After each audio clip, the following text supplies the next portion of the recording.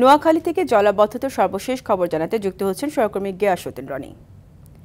রনি, বন্যার কারণে আজকে কেন্দ্র ডুবে যাওয়ার কারণে এইচএসসি পরীক্ষা স্থগিত ছিল। তো পরবর্তী পরীক্ষা কবে হতে পারে সে বিষয়ে কিছু জানতে পেরেছেন কিনা জানাবেন। ধন্যবাদ।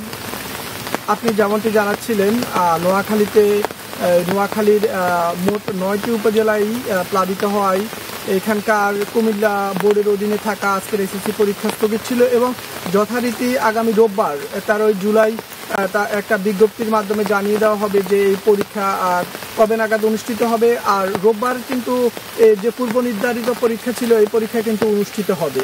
আর নোয়াখালীতে এটা ছাড়াও কিন্তু গত বুধবার আপনার নোয়াখালীর 1800 শিক্ষা প্রতিষ্ঠানের ক্লাস এবং পরীক্ষা জেলা প্রশাসনের দুর্যোগ ব্যবস্থা কমিটির সবাই কিন্তু বন্ধ ঘোষণা করা হয়।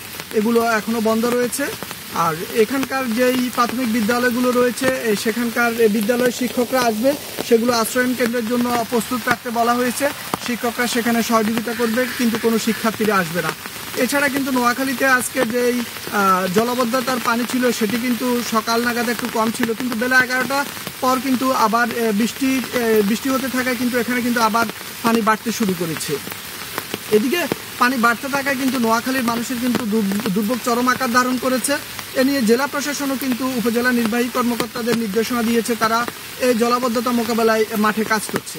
এ ছিল আমার কাছে নোয়াখালীর জলাবদ্ধতা এবং এইচএসসি পরীক্ষা স্থগিত থাকার বিষয়ে সর্বশেষ। রনি, আপনাকে ধন্যবাদ।